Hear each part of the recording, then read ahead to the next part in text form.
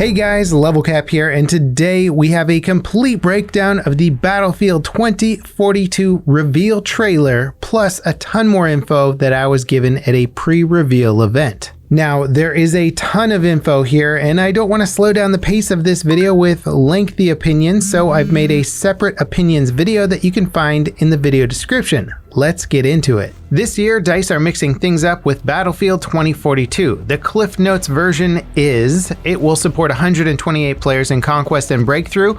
The maps across the board are way bigger than any previous Battlefield game to support all of these players. For example, the second largest map, Hourglass, is 4 times the size of Hamada from Battlefield 5. The class system has been totally overhauled with a new specialist-based system. Weapon customization has also been revamped to allow on-the-fly loadout changes. DICE are not doing a single-player campaign for 2042. However, the game does have some narrative elements that will be expanded on in future updates. 2042 is obviously set about 21 years in the future, which means its conflict is fictional, but it clearly draws influence from real-world events like climate change, energy shortages, and political tensions between the United States and Russia.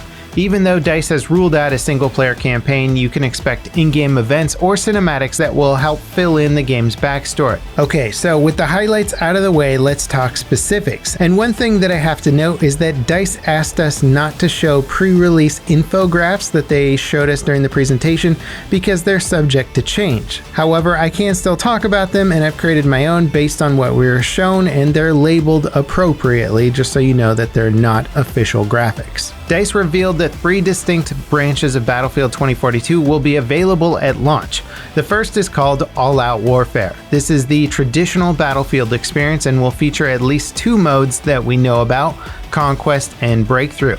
The second branch is called Hazard Zone, which DICE stressed is not a battle royale but does feature squad-based gameplay. DICE will reveal the third branch developed by DICE LA during EA Play Live on July 22nd.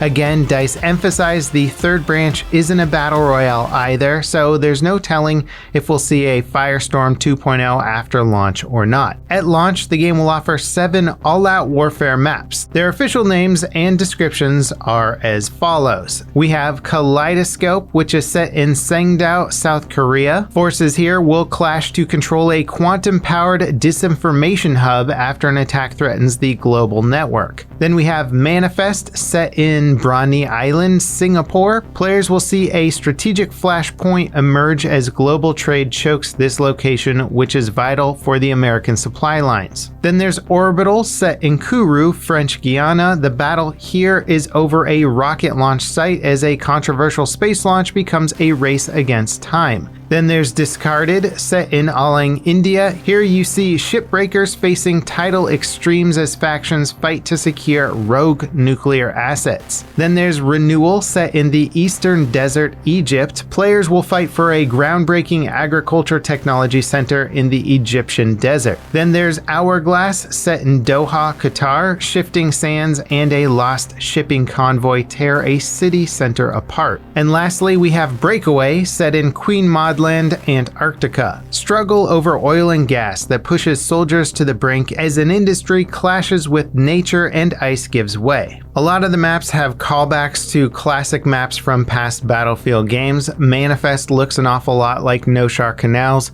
The base jump from the radar installation on Breakaway is basically a Domovan Peak tribute. The rooftop scenes on the Qatar map are a nod to the rooftop campers on Dawnbreaker and Siege of Shanghai from Battlefield 4. The chase on the frozen lake looks like it's straight from Operation Whiteout in Battlefield 4. The Discarded map seems like a supersized version of the Atacama Desert map from Bad Company 2, and Orbital has a very Parasol Storm vibe. DICE are definitely drawing from their legacy for these maps, and it wouldn't shock me to see more familiar sites as more footage is released. Now, destruction plays a big role in the trailer, and all of it is dynamic. Levolution is returning from Battlefield 4 with some scripted set-piece moments on the maps, but they're built on dynamic elements that change from match to match. The rocket launch on Orbital, for example, can fail or succeed from one match to the next. DICE also hinted that the tornado in the trailer would be featured on multiple maps and moves dynamically. Debris thrown around by these tornadoes will kill players on impact, so keep your eyes on the sky. We also see a massive sandstorm sweeping through the Hourglass map that puts the sandstorm on Hamada to shame.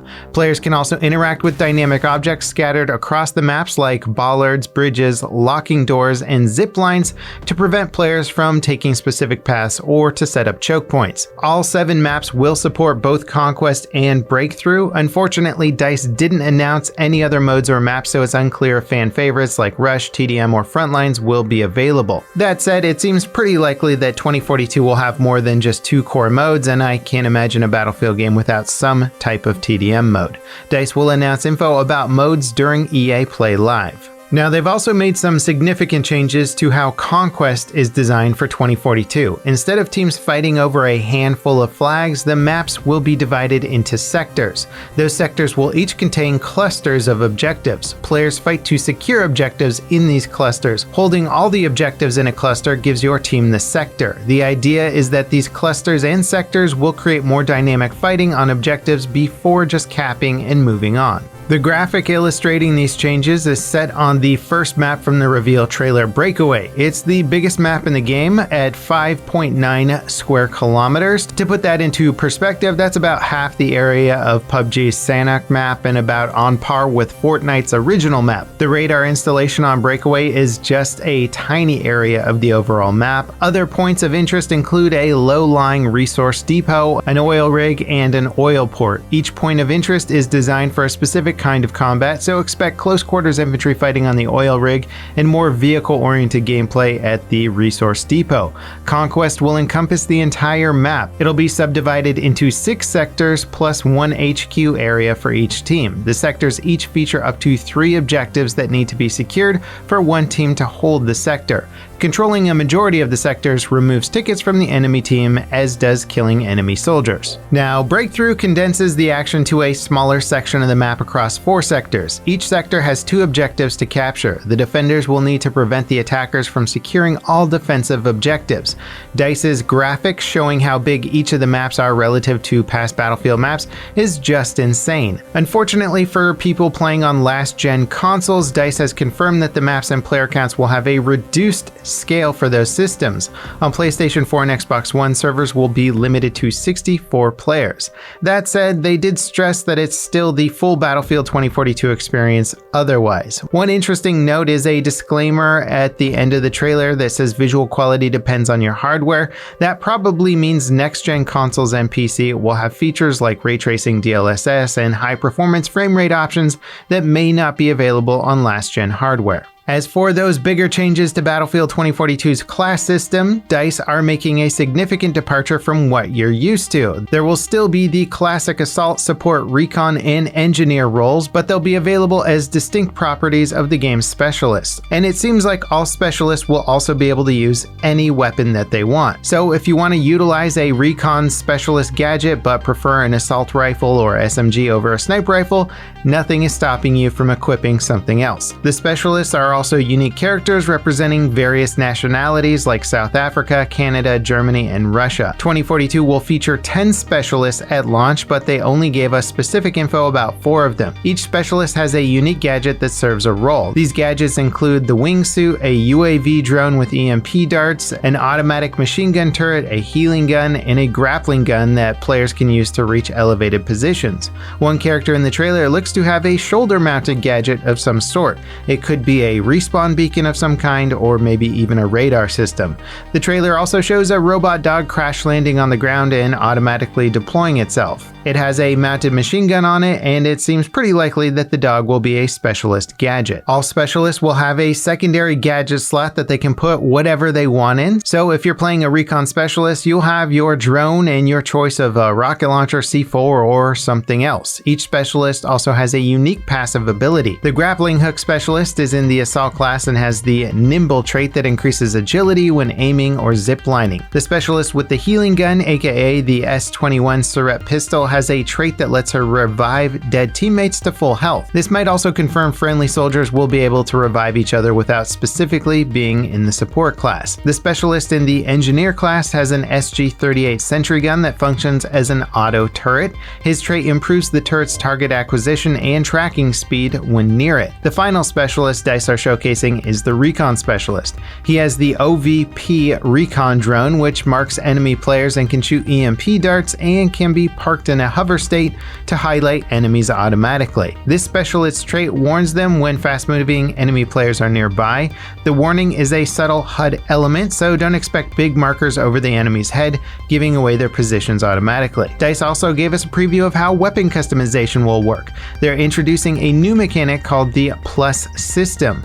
This lets you customize your weapon's optics, magazine, barrel attachments, and foregrip on the fly. Fans of the Crysis franchise will be very familiar with this mechanic. The options shown in the footage don't indicate the pros and cons of each attachment, but it's clear each slot serves a specific purpose. Some of the launch weapons include what look like fictional upgrades of existing weapons like the M5A3 as opposed to the M4A3. Then there's the K30, which is the Chris Vector. That's going to make it into any modern military game. There's the 4V9, which basically looks like a Daniel Defense M4V9 with just some different furniture on it. And then throughout the trailer, we caught a handful of weapons DICE didn't specifically mention. These include weapons based on what looks like an AK-12 or something in the same vein, an FN Scar, a Remington 870 with modern furniture, an LMG that looks sort of like the M249 or a Stoner. In general, it seems like DICE are basing most of the weapons in 2042 on real-world weapons and modding some of them to look a little bit more futuristic. As for vehicles, DICE are expanding the roles passengers fulfill in tanks and other armored vehicles to include stuff like spotting, anti-air, machine gunning, and more. The more people in a vehicle, the more effective it'll be. You can also call in a vehicle anywhere on the map. They're airdropped to a location of your choosing, and they'll actually kill anyone that they hit on the way down. So if you want to drop a tank on an enemy sniper, you can do that. And just like with guns, the vehicles in 2042 are based on real-world stuff. The AH-6 based Little Bird helicopter from BF3 and BF4 returns with a little bit of a more modern upgrade. In the trailer, it's got the number 311 as a decal, perhaps a nod to Zavad 311, where you could do lots of Little Bird tricks. The other helicopters spotted in the trailer are based on the KA-52 Alligator and the Apache attack helicopter. Also in the background near the rocket launch, there appears to be a Russian Hind helicopter. There are numerous aircraft that look like futuristic jet-based VTOLs. Probably the closest thing to them in real life is the Osprey helicopter. The jet being chased in the Rendezvous scene is an F-35, and the pursuing jet is the Su-57 Russian stealth jet. There's also a bunch of ground vehicles sprinkled throughout the trailer. There's a shot of 4 tanks rolling through some sort of desert construction area. The tanks bear some similarities to things that we've seen before. The body kind of looks like an Abrams. The top sort of looks like something off of the Israeli tank or a German tank, but I believe these are new futuristic designs for the game. There's also a pretty direct imitation of the Riptide amphibious light tank pursuing a hovercraft vehicle on the breakaway map. Toward the end of the trailer, we also see a tank that looks a lot like the Russian T-14. This might be the same tank seen earlier getting destroyed by the 4 more futuristic looking tanks. After launch, DICE will roll out 4 seasons of content in the first year of launch. Each season will have a battle pass with a free and paid tier. The paid tiers will be limited to cosmetic items only, so no paid DLC guns. Each season will include 1 new specialist, and DICE will add new locations throughout the seasons. Beyond the first year of content, it's unclear what's in store for 2042. EA has said the game will get several years of support, so I'd expect more than 4 seasons of content. Now, the final bit of info we got from DICE today is that in addition to the standard PvP combat, Battlefield 2042 will also offer a player versus AI mode. In this mode, you can go solo or squad up with some friends against AI players. This mode is designed to teach new players about Battlefield, so don't expect a super challenging AI experience.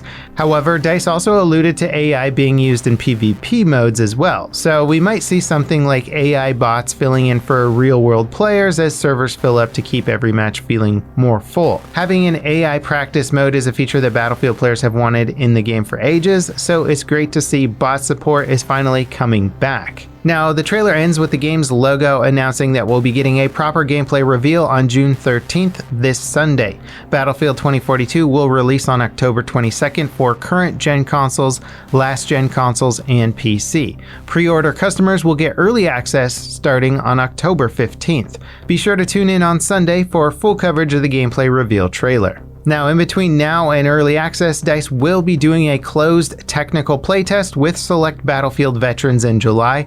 These playtests will be under NDA, so expect limited coverage. They'll also be doing an open beta before launch. Pre-order customers will get access to that as well. That is a ton of info that I just threw at you, and there's really a lot to chew through. And of course, I have opinions on all of it. If you want to check out my opinion video, it'll be linked in the description and comments. Let me know your thoughts on all the craziness in the comments, and I'll see you next time. This is Level Cap, signing off.